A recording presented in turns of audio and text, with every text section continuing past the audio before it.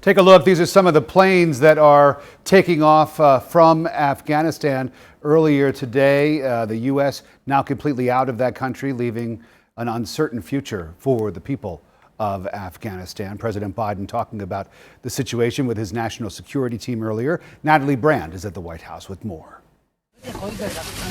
Displaced and hungry Afghans grabbed bags of food from aid workers outside of Kabul, with U.S. forces in the final stages of withdrawal after 20 years of conflict. The threat stream is still real, it's still active, and in many cases it's still specific. Overnight, rockets that were launched towards Kabul's international airport were either shot down or failed to reach their target. The attempted attack came one day after the U.S. conducted an airstrike against an ISIS-K vehicle filled with explosives near the airport. This strike prevented a high-profile attack against both, coalition U.S. forces and other Afghan civilians. The Pentagon is investigating reports of possible civilian casualties from the drone strike. No military on the face of the earth works harder to avoid civilian casualties than the United States military. Ahead of Tuesday's August 31st withdrawal deadline, the administration says more than 122,000 people have been evacuated from Afghanistan,